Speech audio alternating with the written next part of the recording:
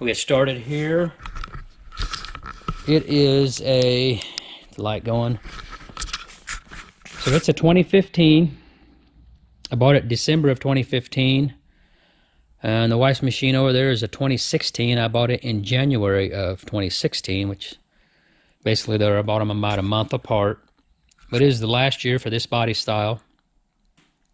Has the 686 engine, which is the same engine if you buy a new Grizzly today. This is January of 2023 right now. But if you buy one today, you'll get the same engine that this one has. And I'll show you the miles exactly. It is, what, 4,598 miles, 374 hours. So, but anyhow, the first year, which was the winter of 2016, I owned it a year, and the battery went. Battery went kaput after 1 year. So that was the first thing that went wrong with it. Now the battery in the wife's machine, it's literally still got the original battery.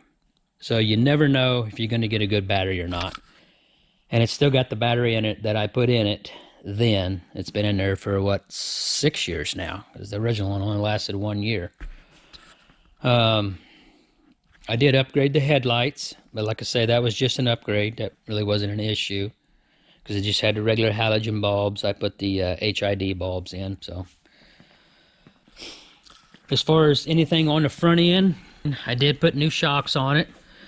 If you guys been watching our channel, you know I've put the Elka shocks on it, on both of them. I think we rode it 1 or 2 years, and then I went with the Elkas. The factory shocks are really crappy. There's not necessarily the spring, but the shock itself has like a ton of compression control, but hardly no rebound. They'll really rebound back up. So these shocks made it ride a ton better, and it gives it much better control. That's a Warn winch, not part of Yamaha, so I won't worry about talking about that. But as far as anything on the front end here, I've had no bushings wore out. The tie rods are still tight, no CV boot issues. The front wheel bearings have been fine.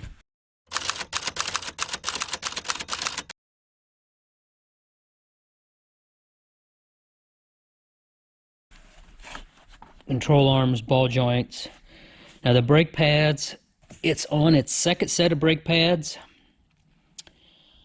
The first set lasted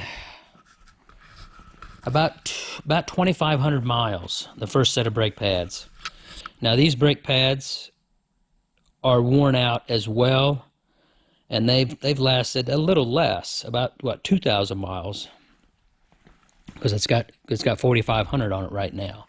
Now the rear brakes, I think they lasted quite a bit longer. I think about 3,000 miles. And I've replaced those once, and they're still on there, and they're not worn out. And I'll do a video on putting front brake pads on it. I didn't the first time, but what the heck, I'll do a video on that. And now the belt. We'll talk about the belt while we're looking at the belt cover. It's still got the original belt on it. Now, Yamaha gives you that 10-year belt warranty. And you're like, well, how do they do that? Well, this machine has a wet clutch internal in the engine.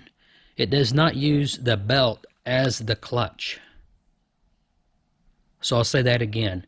It does not use the belt as the what slips and lets you take off or come to a stop and release. It's actually got a wet clutch in the engine. So these belts never slip. Yamaha tells you it's a 10-year belt warranty, and maybe it would be. I don't know how they would warranty a belt. If it starts slipping, they're probably not going to warranty it. If it's worn out, they're probably not going to warranty it. Warranty probably means if it breaks. That's my assumption. But 7 years, it's still got the original belt on it.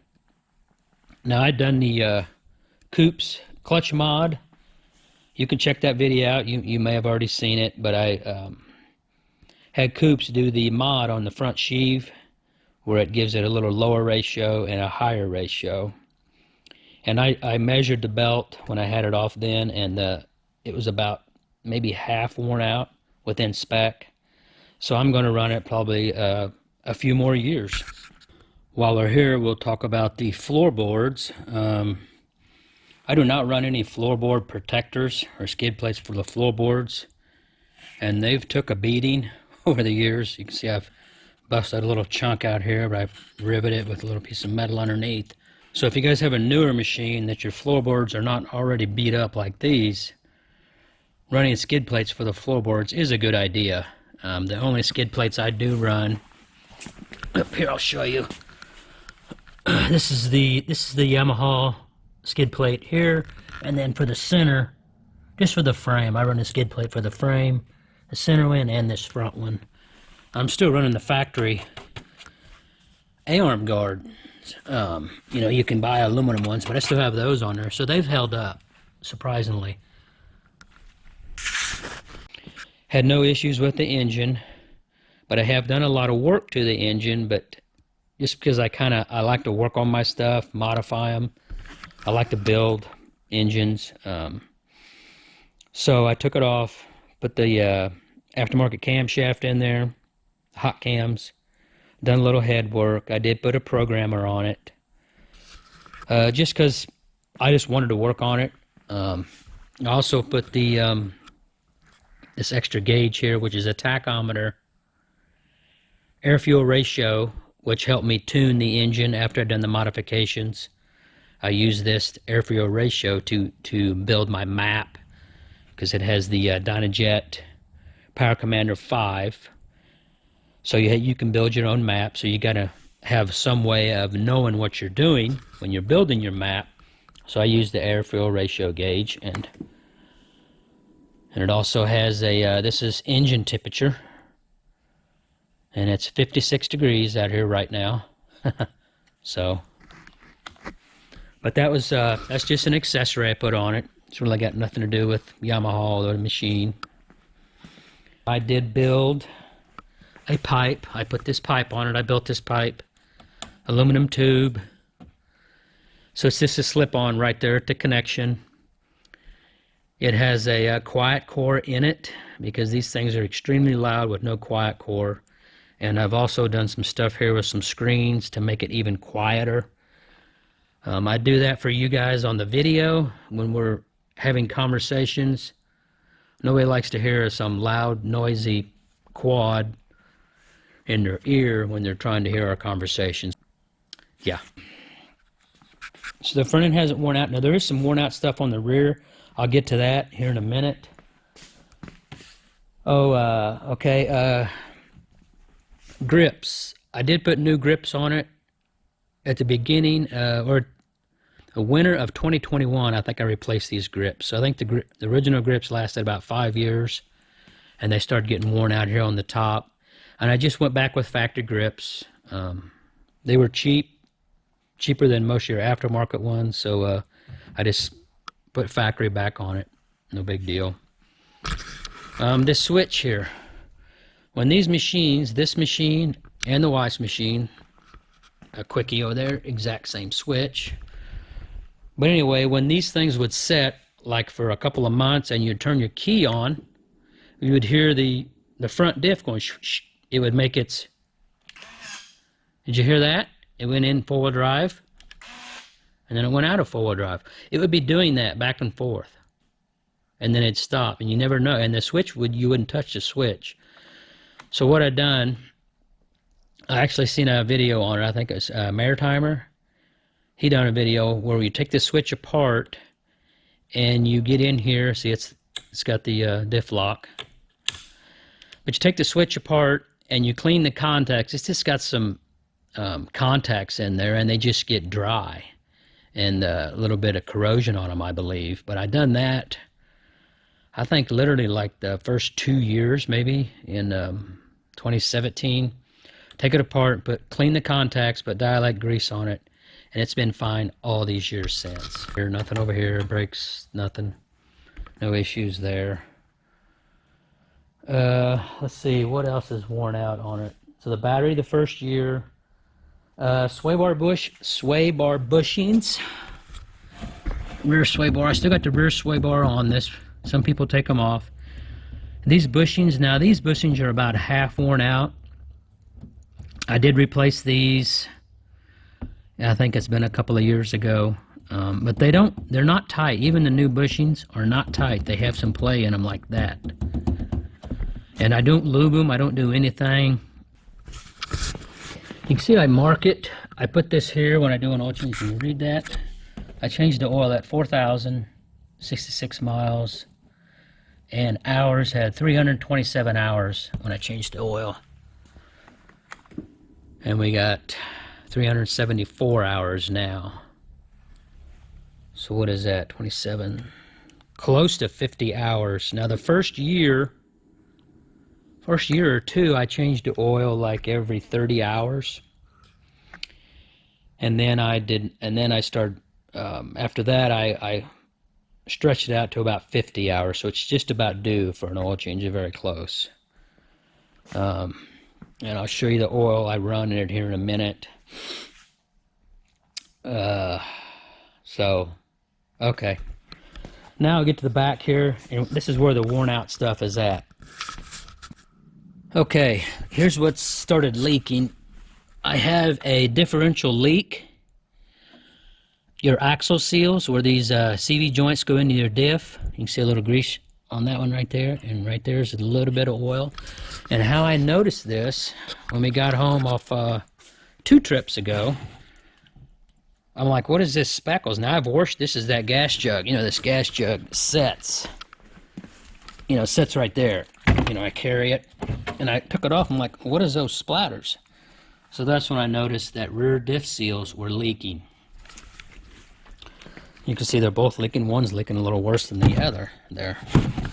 So I bought rear diff seals, and I'll do a video on that, how to replace those. And one other thing that's worn out back here, which I'm not going to do anything with it just yet. You see there's a grease cert. It seems like anytime they put a grease cert anywhere on their machine, it wears out in that area. So there's bushings right in here, and there's some seals, top and bottom. Or top and bottom. Okay, I'm pointing to the wrong spot. Apologize. But these bushings have worn out. Well, I wouldn't say worn out, they are worn, but I'm not going to replace them for probably another year or so. Let me get the camera set up and I'll show you what I'm talking about. I'm going to let them get much more worn out than they are right now before I replace them. I'm going to try to get that real close so I can show you guys. If you look right here, and it'll be up there, I'll move that wheel and there's a little bit of play in those. Let's see. I don't know if you can, I don't know if you're, is it showing up? I can't see the video. Hopefully you can see it. But there is a little bit of play right there in those bushings. So here in a few years, I'll replace those. So that's something else that is kind of worn out on it. But we're in it close to, we're 4,500 miles, so there you go. So let me show you the oils I run. Here's the engine oil I use. Now, when I first couple of years when I did oil changes, I did not run a synthetic. But I started using this after like the first 2 years, a full synthetic. This is actually a Micro Sprint racing oil. 10W40 with a wet clutch additive.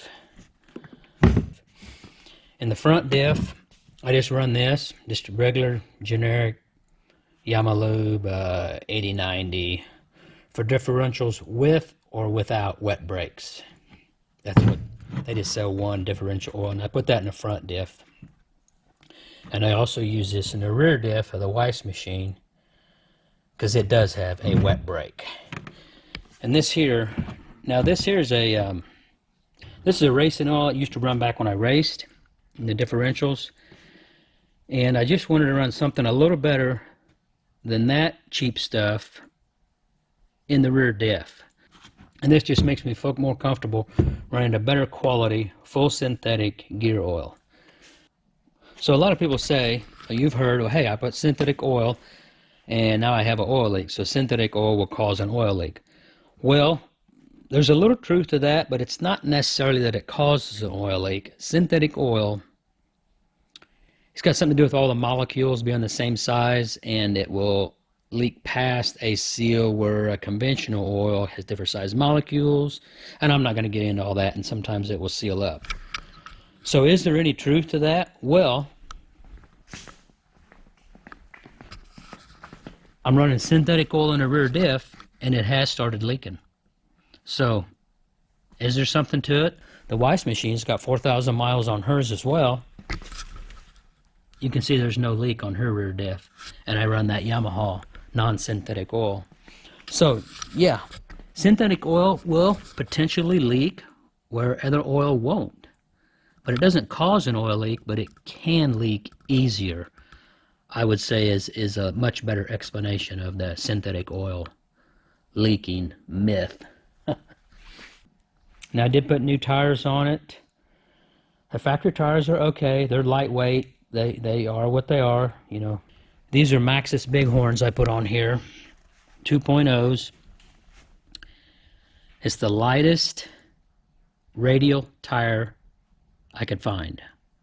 So if there's a lighter tire that you guys are aware of, put it in the comments. Say, yeah, check this tire out. It weighs less than this. But I couldn't find a tire that was any lighter than these tires right here. I really wasn't even caring about the tread pattern. The tread pattern is fine, but I just went for the lightest radial tire I could find, so that's the reason I ended up with those. So I guess that's about it. What do you think, guys? Questions, comments? That's the Grizzly after 7 years, 4,500 miles of riding. And next video, I'll get these rear axle seals put in and kind of show you the procedure of doing that. And I'll also front brakes, do a video on that. All right, guys, thanks for watching. Appreciate it, and we'll see you on the next one. Bye.